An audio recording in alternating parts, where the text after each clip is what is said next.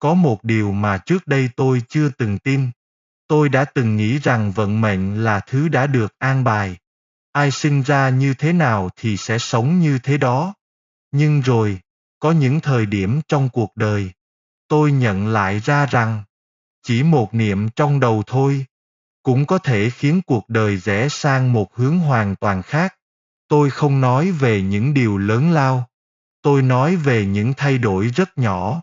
Một suy nghĩ, một cách nhìn nhận. Một lần tôi chọn im lặng thay vì phản ứng. Và chính những điều nhỏ đó đã thay đổi chính tôi. Tôi tin rằng, khi mình sinh ra, mọi sự đã được an bài như hoàn cảnh nào, gặp được ai trên thế giới này, và trải qua điều gì trong cuộc sống, tất cả đều như đã được viết sẵn. Chính những trải nghiệm trong tu luyện đã khiến tôi nghĩ thêm rằng, không phải vận mệnh thay đổi con người, mà chính tâm của con người mới đang âm thầm thay đổi vận mệnh. Bạn có bao giờ để ý không? Có những người khi gặp khó khăn, họ không chống lại, mà lại bình tĩnh đến lạ thường. Có những người khi bị tổn thương, họ không oán trách, mà lại trở nên bao dung hơn.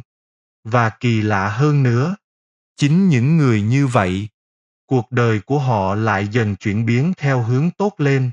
Tôi đã từng không hiểu điều đó, cho đến khi chính mình bước vào những hoàn cảnh tương tự. Có một thời gian, tôi đọc được nhiều câu chuyện về những người tu luyện, nhưng điều khiến tôi suy nghĩ không phải là câu chuyện của họ, mà là tại sao những người khác nhau, hoàn cảnh khác nhau, lại có thể đạt được cùng một kết quả. Khi họ thay đổi nội tâm, cuộc đời học cũng thay đổi theo. Tôi bắt đầu nhìn lại chính mình, và tôi nhận ra, tôi cũng đã từng đi qua những trạng thái rất giống như vậy. Có ba điều khiến tôi suy nghĩ rất nhiều trong hành trình này. Hành trình mà có những thay đổi rất nhỏ, nhưng lại chạm đến tận gốc rễ của con người. Đó là, thứ nhất, đó là khi ta buông bỏ chấp trước vào bản thân, đặc biệt là cái tôi của mình. Thứ hai là, ta sẽ hướng nội khi gặp mâu thuẫn, thay vì nhìn ra ngoài, nhìn vào người khác. Và thứ ba là, ta luôn kiên trì trong tu luyện, dù không có kết quả ngay lập tức. Khi nhận ra chính ba điều này, nó đã dần dần thay đổi cách tôi nhìn nhận cuộc sống. Nếu nhìn lại trước đây, tôi thấy mình không khác gì số đông. Tôi là một người khá nhạy cảm với cách người khác nhìn nhận mình. Tôi từng để ý rất nhiều đến việc người khác nghĩ gì về mình. Một ánh nhìn, một lời nhận xét cũng có thể khiến tâm tôi dao động. Tôi từng nghĩ rằng chỉ cần mình làm tốt mọi thứ thì người khác sẽ công nhận mình. Nhưng thực tế lại không như vậy. Càng để tâm đến bên ngoài, tôi càng cảm thấy mệt mỏi. Có những lúc, chỉ một chuyện rất nhỏ cũng khiến tôi suy nghĩ cả ngày. Bạn có từng như vậy bao giờ không? Chính bởi tôi hay để ý đến hình ảnh của mình. Tôi muốn mình được công nhận. Và tôi muốn mình không bị xem thường. Nhưng càng như vậy, tâm tôi càng bất ổn. Tôi nhận ra một điều. Khi mình sống dựa vào ánh mắt của người khác, thì mình sẽ không bao giờ làm chủ được chính mình. Nhìn lại, khi đó tôi nhận ra một điều. Tâm của mình chưa từng thực sự bình yên. Sau này, khi bắt đầu thực sự hướng nội, tôi mới nhận ra một điều rất rõ ràng rằng mọi vấn đề của tôi không đến từ bên ngoài, mà đến từ cách tôi phản ứng với nó. Tôi đã từng nghĩ người khác khiến tôi khó chịu. Nhưng thực ra, chính tâm chấp trước của tôi khiến tôi khó chịu. Tôi bắt đầu thấy rõ ba điều quan trọng của mình. Thứ nhất, đó là chấp trước vào hình thức. Tôi đã từng quan tâm đến ngoại hình. đến việc người khác nghĩ gì về mình, nhưng càng quan tâm đến hình thức của mình, tôi càng bất an. Khi tôi bắt đầu buông bỏ điều này, tôi thấy nhẹ đi rất nhiều. Điều thứ hai là mình có tâm so sánh và hơn thua với người khác. Tôi từng so sánh mình với người khác, rằng ai giỏi hơn ai. Điều này làm cho tôi thấy áp lực. Tôi cũng từng so sánh ai kém hơn mình. Điều này làm tôi lại thấy rõ mình hơn. Nhưng tất cả những điều đó đều khiến tâm tôi dao động. Tôi luôn đưa ra ai sai, ai đúng. Tại sao họ lại như vậy? Nhưng càng nghĩ, tôi càng không giải quyết được gì. Điều thứ ba tôi có là cách mình phản ứng khi gặp mâu thuẫn. Trước đây, khi bị hiểu lầm, tôi muốn giải thích ngay. Khi bị nói sai, tôi muốn phản bác. Nhưng càng phản ứng, tôi lại thấy mâu thuẫn càng lớn. Tôi nhận ra rằng cái khiến con người đau khổ không phải là hoàn cảnh, mà là sự chấp trước vào bản thân mình. Khi còn giữ những điều đó, thì bất kỳ va chạm nào cũng trở thành mâu thuẫn. Trước đây, khi có vấn đề xảy ra, phản ứng đầu tiên của tôi là nhìn ra ngoài, nhìn xã hội và nhìn người khác.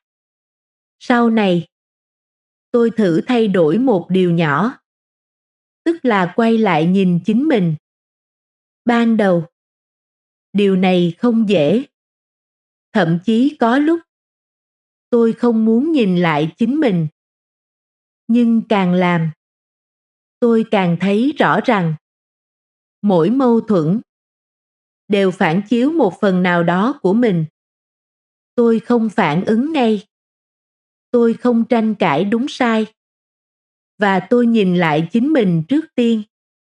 Và khi đó tôi nhận ra rằng tâm tôi bắt đầu lắng xuống.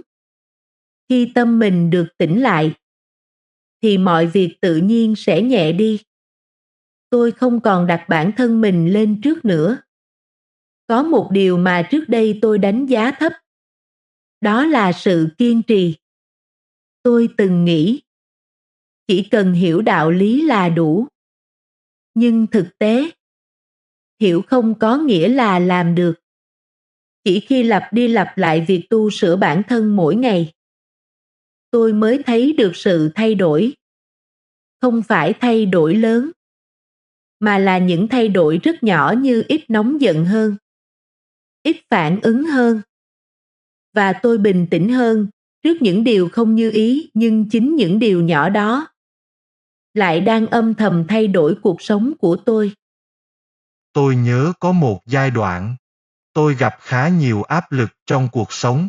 Nào là công việc, nào là gia đình, và cả những suy nghĩ trong đầu tôi.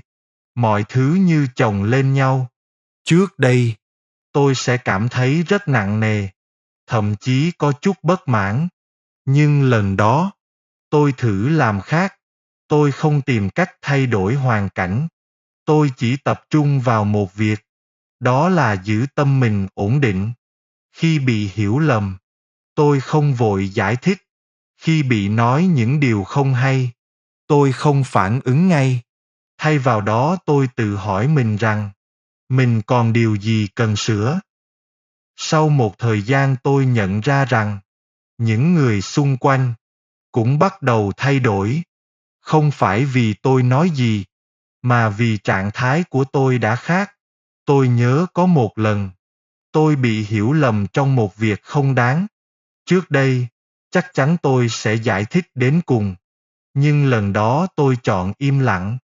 Không phải vì tôi yếu, mà vì tôi muốn xem, nếu mình không phản ứng, thì chuyện gì sẽ xảy ra. Kết quả là, mọi thứ không trở nên tệ hơn như tôi nghĩ. Ngược lại, người kia sau đó lại thay đổi thái độ. Lúc đó tôi mới nhận ra rằng, không phải lúc nào đúng cũng cần phải nói ra. Có những thứ, để thời gian tự trả lời. Và quan trọng hơn, khi mình không động tâm, thì hoàn cảnh cũng khó làm mình tổn thương. Có phải vậy không? Chúng ta đang sống trong một môi trường mà mọi thứ đều hướng ra bên ngoài. Nào là so sánh, chạy theo hình thức, nào là cạnh tranh và đánh giá khốc liệt. Chúng ta quen với việc thấy gì cũng phản hồi, nghe gì cũng đánh giá, gặp mâu thuẫn là phản ứng, làm tâm chúng ta ngày càng bất ổn. Tất cả đều khiến con người dễ bị cuốn theo. Nếu không tỉnh táo, chúng ta rất dễ đánh mất chính mình. Tôi đã từng như vậy. Tôi từng nghĩ, muốn sống tốt thì phải hơn người khác. Nhưng càng cố gắng, tôi càng cảm thấy áp lực. Cho đến khi tôi hiểu ra một điều. Đó là, cuộc sống không phải là cuộc đua với người khác, mà là hành trình quay về với chính mình. Tôi nhận ra một điều rất rõ rằng, xã hội không sai. Nhưng nếu mình không giữ được tâm, thì mình sẽ bị cuốn theo. Và khi bị cuốn theo, tâm ta sẽ loạn. Ta ra quyết định sẽ sai. Và ắt hậu quả không tốt sẽ đến. Có phải vậy không? Khi tôi không còn so sánh nữa, tâm tôi nhẹ đi rất nhiều. Khi tôi không còn tranh hơn thua nữa, các mối quan hệ cũng trở nên hài hòa hơn. Và điều quan trọng nhất là, tôi không còn bị môi trường bên ngoài chi phối quá nhiều. Cao trào của tôi đến khi tôi hiểu ra một điều. Đó là không phải hoàn cảnh thay đổi tôi, mà là tâm tôi quyết định cách tôi sống trong hoàn cảnh đó. Khi tôi thay đổi cách nhìn, tôi không còn thấy mọi thứ tiêu cực như trước nữa. Nhìn lại toàn bộ hành trình, tôi rút mấy điều cốt lõi là, khi ta hướng nội thì ta sẽ hóa giải mâu thuẫn. Những vấn đề về gia đình, về công việc và ngoài xã hội. Nếu áp dụng điều mấu chốt của người tu luyện này, mọi việc sẽ tốt hơn. Mỗi vấn đề đều có nguyên nhân từ bên trong của nó. Khi tôi kiên trì, tôi sẽ nhận được các tích lũy để chuyển biến trạng thái cơ thể. Tu luyện không phải là điều gì xa vời. Nó nằm ngay trong từng suy nghĩ, từng phản ứng, từng lựa chọn của mình mỗi ngày. Đó là nội tâm tôi sẽ quyết định vận mệnh. Nó không phải ở hoàn cảnh. Nó không phải nằm ở người khác. Nó chính là suy nghĩ và tâm tính của mình. Chính nó sẽ quyết định hướng đi cuộc đời. Nếu ta càng giữ thì ta sẽ càng nặng trong tâm. Ta càng chấp trước thì ta càng khổ. Khi buông xuống, mọi thứ bắt đầu chuyển biến. Từ bi thực ra không phải là nói những điều hay, mà là ta không oán hận khi ta bị hiểu lầm. Ta không phản ứng khi bị kích động. Và ta không so đo khi bị thiệt. Đó mới là điều khó nhất. Tôi cũng đã từng nghĩ rằng, muốn thay đổi cuộc đời, tôi phải làm điều gì đó rất lớn. Nhưng bây giờ tôi hiểu rằng, chỉ cần thay đổi một niệm trong tâm, thì cuộc đời đã bắt đầu thay đổi. Cho dù nó không phải ngay lập tức, nhưng chắc chắn, tôi không còn quá quan trọng đúng sai. Tôi không còn quá để ý người khác nghĩ gì. Và tôi không còn dễ bị dao động như trước. Và điều quan trọng nhất là, tôi cảm thấy nhẹ hơn, bình tĩnh hơn, và mọi việc đều rõ ràng hơn. Có một câu mà tôi luôn ghi nhớ. Muốn thay đổi cuộc đời, hãy bắt đầu từ nội tâm. Trước đây, tôi nghe câu này như một lời khuyên. Nhưng bây giờ, tôi xem đó là một trải nghiệm thật sự. Vận mệnh không phải là thứ bất biến, nhưng nó cũng không dễ thay đổi bằng hành động bên ngoài. Chỉ khi tâm con người thay đổi, thì con đường phía trước mới dần mở ra. Nếu bạn hỏi tôi, làm sao để thay đổi vận mệnh? Tôi sẽ không nói điều gì phức tạp. Tôi chỉ nói rằng, khi gặp mâu thuẫn thì ta nên hướng nội. Khi ta bị kích động, lúc đó ta nên bình tĩnh lại. Khi ta muốn tranh cãi đúng sai thì ta hãy lùi lại một bước. Đừng vội phản ứng khi gặp mâu thuẫn. Hãy tập nhìn lại bản thân trước. Đừng mong thay đổi người khác. Và hãy bắt đầu từ việc thay đổi chính mình. Chỉ cần làm được những điều đó, cuộc đời bạn sẽ thay đổi một cách rất tự nhiên. Và quan trọng nhất, hãy kiên trì. Dù bạn chưa thấy kết quả đến ngay trong hành trình tu luyện của mình. Câu chuyện này không phải để bạn tin ngay, mà là để bạn thử. Chỉ cần một lần, bạn thử không phản ứng như thói quen cũ, bạn sẽ thấy mọi thứ khác đi. Nếu bạn cũng từng trải qua những thay đổi như tôi đã chia sẻ, hoặc bạn đang trên hành trình tìm lại chính mình, bạn có thể chia sẻ ở phần bình luận. Tôi rất muốn nghe câu chuyện của bạn. Cảm ơn bạn đã lắng nghe. Hẹn gặp lại bạn trong những video tiếp theo. Trân trọng cảm ơn.